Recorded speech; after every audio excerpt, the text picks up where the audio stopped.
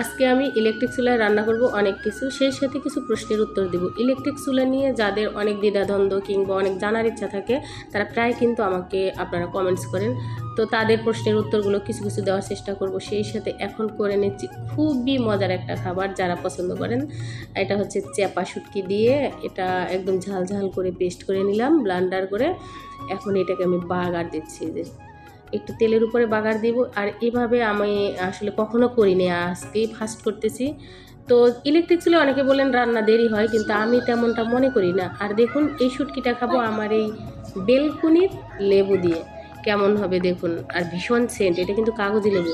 আর একটা কথা বলি, যারা আপনারা নার্সারি থেকে গাছ কেনেন, ফলের গাছ, তারা কিন্তু অবশ্যই ফল দেখে নেবেন বা ফুল দেখে নেবেন। কারণ লেবু বা অন্যান্য ফলের গাছ যদি আপনি ফল ফুল দেখে না কেনেন, তাহলে অনেক লেট হতে পারে ফল ধরতে। এই গাছটা কেনার সময় আমি কিন্তু ছোট্ট ছোট্ট ফুল দেখে নিয়েছিলাম। অনেকবার লেবু খেয়েছি, মাশাআল্লাহ এখনও অনেকগুলো আছে। তো এই লেবুটা প্রচণ্ড সেন্ট, আমি ছিঁড়তেছিলাম তখন কিন্তু আবরার চলে আসছে, ও ছিল। আর কথা বলতে বলতে আপনাদের সাথে একটু কুশল বিনিময় করি। আপনারা যে যেখান থেকে ভিডিওটা দেখছেন সবার জন্য দোয়া ভালোবাসা রইল। আর কে কেমন আছেন জানাতে পারেন আমাকে, আমার কিন্তু জানতে পারলে ভীষণ ভালো লাগবে। আপনাদের দোয়া ভালোবাসায় আস্তে আস্তে আমিও স্বাভাবিকভাবে আবার সুন্দরভাবে ভিডিও মেক করা বা স্বাভাবিক জীবনে ফিরে আসার চেষ্টা করতেছি। এই যে দেখুন লেবুটা কাটার পরে এভাবে কিন্তু একদম প্রচণ্ড রস দেখা যায়, আর সেই সাথে ঘর কিন্তু সেন্টে ভরে গেছে একদম। তো যাই হোক, এবার খাবার পরিবেশনের পালা, খাবার খাবো। তারপরে হচ্ছে আমি সারাদিনে ছোট ছোট কি কাজগুলো করি এগুলো একটু শেয়ার করব। যারা যারা জানতে চান আমি সারাদিনে কিভাবে সব কিছু ম্যানেজ করি, এরপরেও আমি কাজ করি, ইউটিউবে কাজ করি, ভিডিও মেক করি, এডিটিং করি, তারপর হচ্ছে ফ্রিল্যান্সিংয়ে সময় দিই। তো তাদের উদ্দেশ্যেই বলবো যে এই যে দেখুন অফিস শেষ করে এখন বের হব, বাসায় যাব, 4টার উপরে বাজে। তো এখন কিন্তু অফিস শেষ করে যে বাগানে একটু হাঁটাহাঁটি করতেছি, ভিডিও শ্যুট করতেছি, এভাবেই ছোট ছোট ভিডিওগুলো আমি শ্যুট করি। তারপরে দ্রুত বাসায় চলে যাই। বাসায় গিয়ে আবার বেবিদেরকে নাস্তা, তারপর হচ্ছে ওদের দেখাশোনা, পড়াগুলো ঠিক আছে কিনা, তারপর হচ্ছে অন্য কাজ সেরে রান্নাবান্না কমপ্লিট করি, বাচ্চাদেরকে আবার ইভিনিং ক্লাসে দিই। এরপর হচ্ছে ভিডিওর কাজ করি বা ফ্রিল্যান্সিংয়ে কাজ করি। তো বাসায় যাচ্ছি, বাসায় গিয়ে বাকি ভিডিও শেয়ার করি।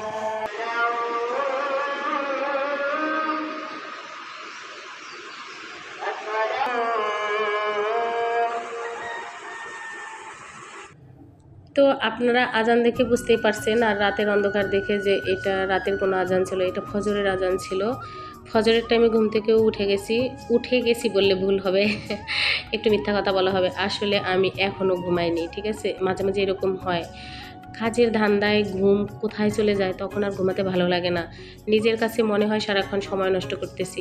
8 ঘন্টা অফিস করি, অফিস করার পরে কিন্তু বাসায় আবার অনেক কাজ থাকে। এই যে কাজের মধ্যেই কিন্তু আমি ব্যস্ত আছি। এরপর কিন্তু এই নিজের কাজ করতেছি নিজের সংসারের স্বার্থে, অথচ এটাও কিন্তু আমার আবার বিজনেসের স্বার্থ হচ্ছে। যেমন ধরুন এই ভিডিওটা মেক করতেছি, এই ভিডিওটা সুন্দর করে গুছাইতেছি, কাজও হয়ে গেছে, এদিকে কিন্তু আমার বিজনেসও হচ্ছে। কারণ এই ভিডিওটা আমি যখন ইউটিউবে দিব, পোস্ট করব, আপনারা দেখবেন, ভালোবেসে দর্শকের কাছে পৌঁছাবে। আপনাদের ভালো লাগা মন্দ লাগা আপনারাও কিন্তু আমাকে জানান, এটা কিন্তু আমার একটা ভালো লাগার জায়গা, এটাও একটা কাজ। তো এই ধরনের ছোটো ছোটো কাজগুলো করেই কিন্তু আমরা এগিয়ে যাচ্ছি প্রত্যেকে। তো আপনারা দোয়া ভালোবাসা রাখবেন যেন শক্তি থাকে, এনার্জি থাকে। আর প্রতিদিন এরকম হয় না, প্রতিদিনই কি আমি রাত জাগি তা নয়, আসলে মাঝে মাঝে এরকম হয়। আর প্রায় সময় এখন কিন্তু কাজ করি বলে আমাদের আউটসোর্সিং কাজগুলো এরকম যে রাত জেগেই প্রায় করতে হয়। তো প্রথম অবস্থায় একটু রাতটা বেশি জাগতে হয়, কারণ হচ্ছে প্রথমে শেখার জন্য। আর যখন ভাইয়ারদের সাথে কন্ট্রাক্ট হয়, কমিউনিকেট করি, তখন কিন্তু রাত জাগতে হয়। ভাইয়ারদের কাছ থেকে কাজটা যখন বুঝে নেই, তখন কিন্তু আমি আমার ইচ্ছে মতো সময় মতো করতে পারি। অনেকেই প্রশ্ন করেন যে আপু ফ্রিল্যান্সিং করতে রাত জাগা লাগবে কিনা। রাত তো একটু জাগতেই হবে, তবে কাজটা নেওয়া পর্যন্ত। কাজ নেওয়ার পরে আপনি যখন কাজটা করবেন, আপনি ওই সার্ভিসটা যখন তাকে দিবেন, তখন কিন্তু আপনি আপনার ইচ্ছে স্বাধীন মতো দিতে পারবেন। কিন্তু যখন তার সাথে কন্ট্রাক্ট করবেন, তখন কিন্তু আপনাকে রাত জাগতে হবে। তো যাই হোক, আমি কিন্তু চুলার ভিডিও নিয়ে চুলার প্রশ্ন নিয়ে কথা বলতে চাইছিলাম, সেই প্রসঙ্গ আসলে বের হয়ে গেলাম। এই যে চুলা, সেটা হচ্ছে যে এটা ইনফ্রারেড চুলা, ভীষণের একটা ওল্ড মডেলের চুলা। এটা আমি 3 বছর আগে কিনছি, মাত্র 3200 টাকা ছিল। এখন দাম নিশ্চয়ই বাড়ছে, আর এর চেয়ে সুন্দর সুন্দর মডেল আসছে। তারপরও দেখুন এই চুলাটা অনেক সুন্দর সার্ভিস দিতেছে। আর অনেকে বলেন যে এটা দেরি হয়, পানি ফুটতে দেরি লাগে বা ঝামেলা বোধ করেন, শব্দ হয়। আমার কাছে কিন্তু এরকম মনে হয় না। আর একটা জিনিস মাথায় রাখবেন, সেটা হচ্ছে ইলেকট্রিক জিনিস এটা লাকের উপর নির্ভর করে। আপনার কেমন যাবে বা আমার কেমন যাচ্ছে এটা কিন্তু সম্পূর্ণ ভাগ্যের উপর, তো ব্র্যান্ডের উপরও নির্ভর করে। তো সেই জন্য আমি বলবো যে দেখে বুঝে সুন্দর একটা ব্র্যান্ড আপনারা নিলে হাতের কাছে যেটা পাওয়া যায় আশা করি ভালো হবে। খারাপ হলে অবশ্যই রিপ্লেস করে নেবেন। তো কথা বলতে বলতে আমি কিন্তু এই যে চিকেন ফ্রাই করে নিচ্ছি। আর একজনে প্রশ্ন করছিলেন যে আপু রান্নার সময় চুলার নিচে গরম হয় কিনা। আসলে এরকম আমি ফিল করিনি, আজকেও হাত দিয়ে দেখছি যে না, গরম হয় না। জাস্ট একটা অ্যাডজাস্ট ফ্যান থাকে, ফ্যানটা থেকে হাওয়াটা বের হয়, এইটা একটু হালকা আওয়াজ হয়। তো এই যে দেখুন, একদম আমি 3 বছর ধরে অক্ষত অবস্থায় চুলাটায় রান্নাবান্না এভরিথিং। আমার গ্যাস নেই, গ্যাসের চুলাও নেই, ওগুলো সব বস্তা ভরে রেখে দিয়েছি স্টোরে।